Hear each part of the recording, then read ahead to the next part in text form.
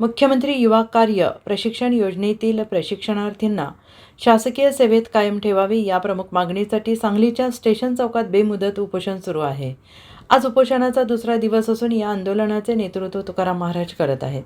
राज्यभरातून मोठ्या प्रमाणात प्रशिक्षणार्थी सांगलीत दाखल झालेले असून न्याय मिळाल्याशिवाय उपोषण सोडणार नाही असा ठाम इशारा आंदोलनकर्त्यांनी दिला आहे। मागण्यांचे ठळक मुद्दे: ज्या शासकीय आस्थापनांमध्ये प्रशिक्षणार्थी कार्यरत आहेत तिथेच त्यांची कायमस्वरूपी नेमणूक करावी।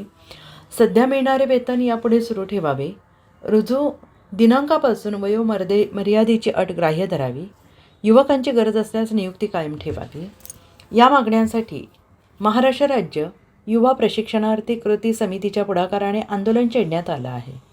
याआधी 14 जुलै रोजी मुंबईतील आझाद मैदानावर शांततेत धरणे आंदोलन सुरू होते, मात्र शासनाने त्याची दखल न घेतल्याने आता सांगलीत हे आंदोलन अधिक तीव्र आणि निर्णायक स्वरूपात करण्यात आलं आहे। या उपोषणाला सामाजिक कार्यकर्ते विनायक यादव, धोबी सेवा मंडळाचे प्रदेश उपाध्यक्ष मनोहर साळुंखे यांच्यासह अनेक मान्यवरांनी पाठिंबा दर्शवला आहे।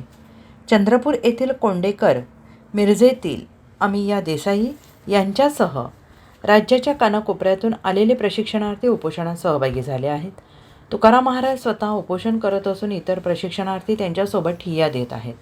भर उन्हात पावसातही आंदोलनकर्ते आपल्या मागण्यांसाठी ठाम उभे असून शासनाने तातडीने सकारात्मक निर्णय घ्यावा अशी त्यांची जोरदार मागणी आहे। लोक जरा बघितलं वातावरण मुलांचं कसं आहे, दुसरा दिवस झाला काल पावसामध्ये उन्हामध्ये पण आज उन्हामधली काही परिस्थिती देखील बघण्यासाठी मुलांच्या हक्काची मागणी जी आहे ती मिळत नाही। माननीय मुख्यमंत्री जो जल शब्द आहे तो शब्द पाळावा। हे 6 महिने 5 महिन्यानंतर 11 महिने 11 महिन्यानंतर पुढे काय हा सवाल विचारण्यासाठी आम्ही माननीय मुख्यमंत्री सेवांना साकडं घालण्यासाठी आलो आहे। 100% कुठल्याला कुठल्या माध्यमातून हा विश्वास आहे। जो निर्णय लागत नाही तो तर आम्ही हे स्टेशन चौक सोडणार नाही। ते फक्त पदाधिकारी जर प्रशिक्षणार्थी जर इथं आले विचार देखील करू शकणार नाही, एवढी संख्या सांगलीमध्ये असते।